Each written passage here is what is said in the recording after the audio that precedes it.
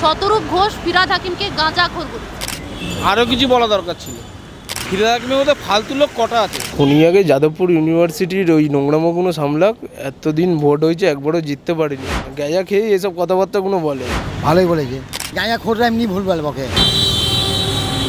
এর ব্যাপারে আমি কিচ্ছু বলতে পারবো না। দলের মধ্যে তো এমনি গাঁজাখোর, পাতাখোর, তারপরে যে ড্রাগস মাফিয়া, এদের মধ্যে এখন বেড়েই চলেছে। ওরে বাবা, আমি এর মধ্যে নেই। নির্বাচনী মরশুম চলছে, প্রত্যেকটি রাজনৈতিক দল নিজেদের মতন গুটি সাজাচ্ছে। রাজনৈতিকবিদরা কটাক্ষ পাল্টা কটাক্ষে জেরবার বঙ্গবাসী। কি বলছে জনতা জনার্দন, চলুন শুনে নিই। তোর মতো ফালতু লোক কটা আছে? ফিরহাদ হাকিম ফিরহাদ হাকিমের মধ্যে ফালতু লোক কটা আছে? কাকে কি বলতে? আপনি প্রশ্নটা বুঝতে ভুল করলেন। হ্যাঁ, শতরূপ ঘোষ ফিরহাদ হাকিমকে গাঁজাখোর বলে। কিসের জন্য? আরও কিছু বলা দরকার ছিল। এত ঘটনা ঘটার পরে আরও কিছু বলা দরকার ছিল। আপনার কি মনে হয় গাঁজাখোরের থেকেও বেশি কিছু? হ্যাঁ, অবশ্যই। কি বলছে সমস্ত কথাবার্তা আমরা দেখি না টিভিতে? এতগুলো মানুষ মারা গেল, কি বলছে সবসময় এর দোষ তার দোষ, সিপিএম এর আমলে। ঠিক আছে, আমি একটু দাঁড়িয়ে পরে আবার গাঁজাখোরকে সত্যি ফিরহাদ হাকিম না, গাঁজাখোর ওটা কথার কথা বলেছে। গাঁজাখোরকেই লোকে গাঁজাখোর বলে না, আর ভালো লোকে গাঁজাখোর তো বলবে। সামনে ভোট, গর্মাগর্মি সবাই অনেক কিছু বলতে চায়।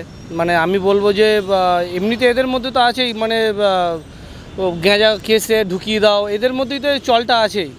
এদের দলের মধ্যে তো এমনি গাঁজাখোর, পাতাখোর, তারপরে যে ড্রাগস মাফিয়া, এদের মধ্যে এখন বেড়েই চলেছে। কিন্তু ভোটের মধ্যে কমিউনিস্ট পার্টির মতন একটা দল, তাদের ভাষা সংযত সবাই মানে চায়, কারণ শিক্ষিত দল একখানা, অন্য কোনো পার্টির মতন না যে কিছু নেওয়ার জন্য আসে। এখন এই দলটার মধ্যে যারা আছে, আমার ব্যক্তিগত বিশ্বাস যে তারা কিছু দিতেই আসে, কিছু নিতে আসে, কারণ পাবেও না এই দল থেকে, কিছু পাওয়ার জন্য কেউ আসেও না। কিন্তু সামনে যেহেতু ভোট, সুতরাং সেই হিসাবে এইগুলো কথাবার্তাগুলো বলে, বাট আর একটু সংযত থাকাটাই আমি ব্যক্তিগতভাবেই মনে করি এই জিনিসগুলো। ফিরহাদ হাকিম গাঁজাখোর নন না, এটা ওর ব্যক্তিগত ব্যাপার। গাঁজা খেলে তো কারোর কেউ দেখেই খাবে না। আমি যদি এখন ঘরে যদি নেশা ভাঙ করি, সেটা ব্যক্তিগত ব্যাপার, কেউ আমার নামে অ্যালিগেন্স দিতেই পারে, কিন্তু তার জন্য তো প্রমাণ করতে হবে। সেদিক থেকে উনি গাঁজা খায় বা না খায় সেটা একান্ত ওনার ব্যাপার, কিন্তু আমি একটা কমেন্ট করে দিতেই পারি। এটা হচ্ছে মেন ফ্যাক্ট। এর ব্যাপারে আমি কিচ্ছু বলতে পারবো না। কি মনে হয় সত্যি কি ফিরহাদ হাকিম গাঁজা খায়? কারণ আমি ওকে তো নিজের চোখে দেখি নাই, ওর আচার ব্যবহার দেখি নাই, আমি কীভাবে বলবো? আমার তো বলার নাই কিছু। দেখে কি মনে হয় গাঁজা খায়? যদি আমি নিজের চোখে দেখতাম তো আমি বলতে পারতাম, তার দিকে একটা ফিলিং হইতো যে ও গাঁজা খায় না কী করে। আমি নিজের চোখে দেখিনি, আমি কেমনে বলবো এটা? আমার তো বলার কিছু নাই। আগে মানুষটাকে ফিজিক্যালি দেখতে হবে, তারপরে আমি আপনাকে বলবো ও গাঁজাখোর না ড্রিঙ্ক কর। আমি কোনো দিন দেখিনি ওকে। ভালোই বলেছে। আপনি একমত?